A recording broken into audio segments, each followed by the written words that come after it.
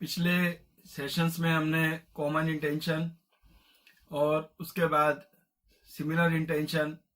और दोनों के बीच में डिस्टिंक्शन क्या है इसके बारे में बात करी थी। इस सेशन में हम डिस्कस करेंगे कॉमन ऑब्जेक्ट, या जिसको हम अनलॉफुल असेंबली का पार्ट मानते हैं, जो कि सेक्शन 141 इंडियन पीनल कोड में डिस्क्राइब करी गई है। उसके मेन इंग्रेडिएंट्स के बारे में बात करेंगे, डिस्कशन करेंगे। जहां तक सेक्शन 141 इंडियन पीनल कोड के पनिशमेंट की बात करता है, ये अनलॉफुल असेंबली की बात करता है, ये जहां अनलॉफुल असेंबली की बात करता है ये, तो उसके बारे में ये बताता है कि 5 या 5 से ज्यादा आदमी होने चाहिए। यदि उनका ऑब्जेक्ट जो सेक्शन 141 में ही इन्होंने डिस्क्राइब करा गया है, 5 ऑब्जेक्ट इन्होंने रखे सेक्शन 141 में, और उन 5 ऑब्जेक्ट में से यदि कोई भी ऐसा ऑब्जेक्ट होगा कि जो कि क्रिमिनल एक्टिविटी माना जाता है, वो यदि ऑब्जेक्ट होगा 5 या 5 से ज्यादा आदमी मिलकर यदि उसको करना चाहते हैं, तो सेक्शन 141 उसको अनलॉफुल असेंबली बताती है। और अनलॉफुल असेंबली का मतलब ये है कि 5 या 5 से ज्यादा एक्यूज्ड पर्सन्स यदि उनका ऑब्जेक्ट लीगली फॉर्म्ड गवर्नमेंट को गिराना, ट्रेसपास करना, मिसचीफ करना, बाय फोर्स यूज करना, या किसी भी आदमी को जबरदस्ती ऐसा काम कराया जाना जो वो नहीं करना चाहता, तो ऐसा यदि 5 या 5 से ज्यादा आदमी मिलकर बाय फोर्स या अदर मीन्स के द्वारा उसको रेसिस्ट करते हैं या उसको मजबूर करते हैं काम करने के लिए, तो सेक्शन 141 उसको अनलॉफुल असेंबली के अंदर डिक्लेयर करती है और ये मानती है कि यदि आदमी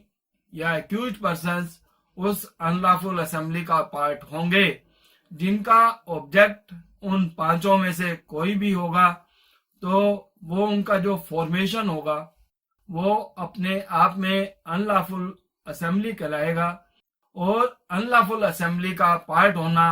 अपने आप में पनिशेबल है 143 में, और 143 ये कहती है कि उसमें 6 महीने की सजा हो सकती है। इसका सीधा सा यदि हम सिंपल मीनिंग निकालना चाहें तो हम कह सकते हैं कि अनलॉफुल असेंबली ऐसी असेंबली है जो कि 5 या जिसमें 5 से ज्यादा व्यक्ति शामिल होते हैं, उनका जो ऑब्जेक्ट होता है वो सेक्शन 141 में जो डिस्क्राइब करे गए हैं 5 ऑब्जेक्ट, उनमें से एक या एक से ज्यादा उनका ऑब्जेक्ट हो कोई भी अचीव करने का। इसीलिए उन्होंने असेंबली का रूप उसको बनाया, उसमें 5 या 5 से ज्यादा आदमी सम्मिलित हुए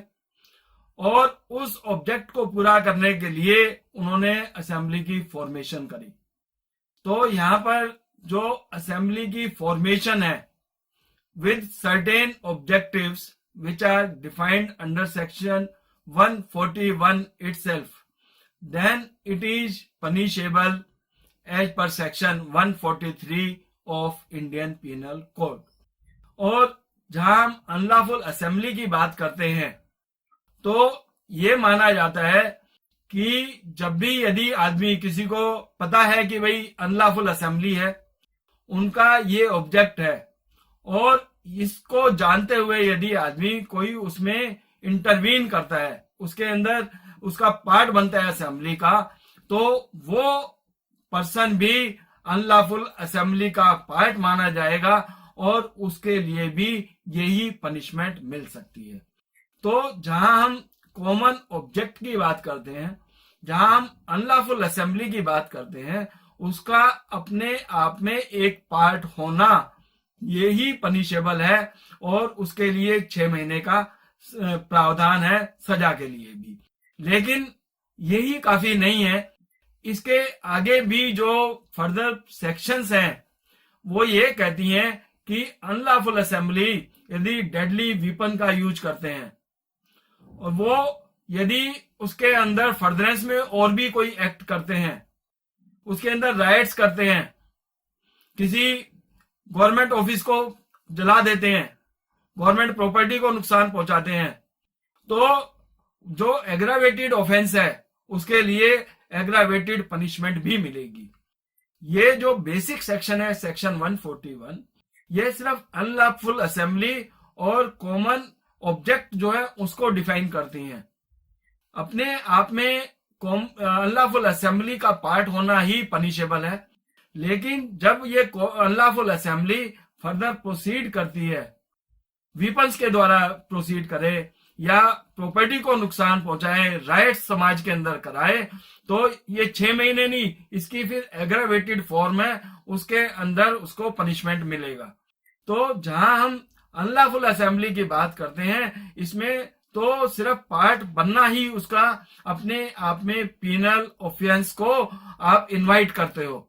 लेकिन जहां एग्रावेटेड फॉर्म के अंदर जाके अनलॉफुल असेंबली कोई काम करती है, कोई प्रॉपर्टी को जलाती है, रेलवे प्रॉपर्टी को जलाती है, गवर्नमेंट ऑफिस को नुकसान पहुंचाती है, किसी की प्रॉपर्टी को जबरदस्ती हथिया लेती है, उसके अंदर ट्रेस पास करती है, बाई फोर्स यूज करती है, तो उसके लिए एग्रावेटेड पनिशमेंट का भी प्रावधान है। तो हम इसको 2 पार्ट में लेके हम समझ सकते हैं, एक तो अनलॉफुल असेंबली उसका पार्ट होना, और जब unlawful assembly in furtherance of कोई भी क्रिमिनल एक्टिविटीज करती है बाय फोर्स और by using different means, by weapons, कोई गवर्नमेंट प्रॉपर्टी को नुकसान पहुंचाती है, रेलवे को नुकसान पहुंचाती है, बैंक को नुकसान पहुंचाती है, इलेक्ट्रिसिटी के स्टेशंस को नुकसान पहुंचाती है, कोई किसी की प्रॉपर्टी को छीन लेती है, तो वो जो एग्रावेटेड फॉर्म के अंदर आप को पनिशमेंट मिलेगा वो डिफरेंट कैटेगरी का होगा। उसके अंदर सिर्फ 6 महीने नहीं मिलेगी, उसके अंदर आपको जो भी इन फर्दरेंस ऑफ आपने कॉमन ऑब्जेक्ट में काम किया है उसकी जो सजा यहाँ पे दी गई है उसके अंदर आपको पनिशमेंट मिलेगा। इसलिए जो जिस टाइम ये ऑफेंस हुआ उस टाइम यदि आप उस अनलॉफुल असेंबली के पार्ट थे तो आपको पनिशमेंट उसी के अकॉर्डिंगली मिलेगा। लेकिन यदि आप चाहें तो अनलॉफुल असेंबली से किसी भी टाइम आप विड्रा भी कर सकते हैं, और जिस टाइम ये ऑफेंस होने के लिए जा रहा है उस टाइम भी आप विड्रा कर सकते हैं। तो आपको सिर्फ अनलॉफुल असेंबली का यदि आप पार्ट थे उसके लिए तो पनिशेबल होगा, लेकिन जो ऑब्जेक्ट उन्होंने अचीव करने के लिए जो मीन्स यूज करे, जो फोर्स यूज करी, उसके लिए आपको पनिशमेंट नहीं मिलेगा। इसलिए इसको हम डिफरेंटली डिस्क्राइब कर सकते हैं कि अनलॉफुल असेंबली का एक पार्ट होना अपने आप में पनिशेबल है, और यदि एग्रावेटेड आप ऑफेंस करती है अनलॉफुल असेंबली तो जो भी उसके पर्सन्स होंगे, जो उस टाइम उसके एक्यूज पर्सन्स होंगे जो पार्टिसिपेट करेंगे अनलॉफुल असेंबली में ऑब्जेक्ट को अचीव करने के लिए, उनके लिए एग्रावेटेड फॉर्म के अंदर उनको पनिशमेंट मिलेगी। Thank you very much.